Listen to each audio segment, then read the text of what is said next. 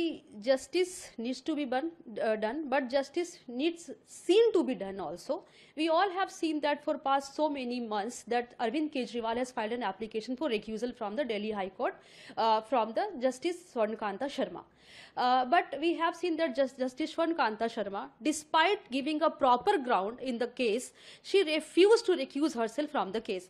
As we all knew that Justice Swarnakanta Sharma, she was elevated as a High Court judge in 2022, and the son of Justice Swarnakanta Sharma, Ishan Sharma, he is a panel lawyer with the central government. And if you see the graph, there is a 5,000 cases which has been marked to Ishan Sharma within 5 years. I am also an advocate. I have been practicing for 14 years, and it is really very difficult for us to get 5,000 cases within 5 years. It's a matter of hard work. And if you see the conflict of interest also, this cases is marked by SG Tushar Sharma, who is advocate in this CBI case. How that justice to be served to the Arvind Kejriwal? So therefore he has presented his conflict of interest in this matter, but because of the refusal of Justice Swarnakanta Sharma to recuse herself from this case, Arvind Kejriwal opted this satyagrah, because as we know that Arvind Kejriwal since beginning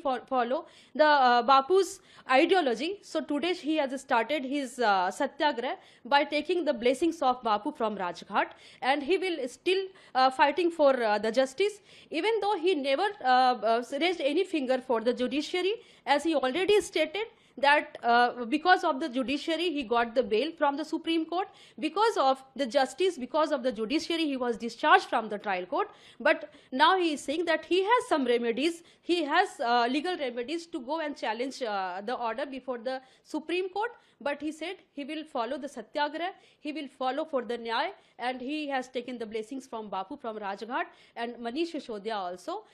We are beginning for the this satyagrah.